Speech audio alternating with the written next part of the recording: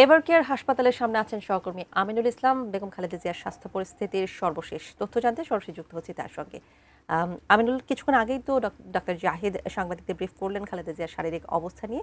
আপনি তো এভারকেয়ারের সামনে আছেন, আমাদের আসলে আপডেটটাই জানাবেন এখন। একদিন উদ্বেগ উৎকণ্ঠার পরে আজকে আসলে আমরা যাদের কাছ থেকে আসলে প্রকৃত তথ্যটি পাওয়া যায় সেই জায়গা থেকে আসলে আমরা তথ্যটি পেয়েছি বেগম খালেদা জিয়ার চিকিৎসা সংক্রান্ত।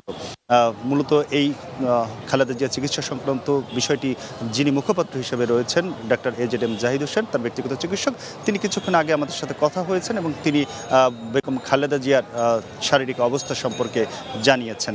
এর মধ্য দিয়ে বেশ 2-3 দিন ধরে যে নানা ধরনের বিভিন্ন ধরনের তথ্য বিভিন্ন জন নিজের মতো করে দিচ্ছিলেন, আসলে সেটির আসলে এক ধরনের বলা চলে আমরা কনক্রিট একটি তথ্য পেলাম যে বেগম খালেদা জিয়া চিকিৎসা চলছেন এবং তিনি চিকিৎসা গ্রহণ করতে পারছেন এবং তার যে চিকিৎসা ফ্যাসিলিটিস সেটি আরও বাড়ানো হচ্ছে। চিকিৎসা সংক্রান্ত যে ডাক্তার যে চেষ্টা, সেই চেষ্টাটি চলছে এবং তার সাথে তারা পরামর্শক হিসেবে বিভিন্ন দেশের চিকিৎসকদেরও পরামর্শ তারা গ্রহণ করছেন। অ্যান্টিব্যাকটেরিয়াল অ্যাডিটিভ যুক্ত সেরা ওয়াটার ট্যাঙ্ক বিশুদ্ধ পানিতে ব্যাকটেরিয়া জন্মাতে দেয় না। তারই অংশ হিসেবে আমরা গতকালকে দেখেছি চীনের 5 একটি প্রতিনিধি দল এসেছে এবং আজকে ডক্টর AZM জাহিদ হোসেন যেমনটি জানালেন যে লন্ডন থেকে আরেকটি টিম আজকে আসছেন, অর্থাৎ সেই লন্ডনের এই টিমটি মূলত বেগম খালেদা জিয়ার যেহেতু লন্ডনের সর্বশেষ চিকিৎসা হয়েছিল লন্ডন ক্লিনিকে, সে কারণে তারা আসলে তার চিকিৎসা সম্পর্কে ওয়াকিবহাল, সেই কারণে তারা এখানে আসছেন।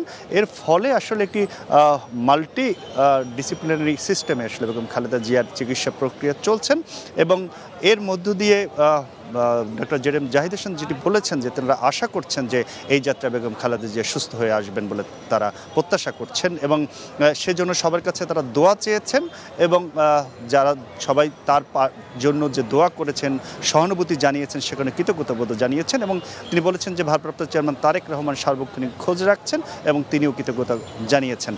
তবে কোনো ধরনের গুজব না ছড়ানোর জন্য এবং কোনো ধরনের নিজেদের মন গড়া তথ্য না ছড়ানোর জন্য তারা বলেছেন তাদের দলের পক্ষ থেকে তিনি এবং দলের সিনিয়র যুগ্ম মহাসচিব তারা যে তথ্যটি দিবেন সেটিকেই গ্রহণ করার জন্য বলেছেন।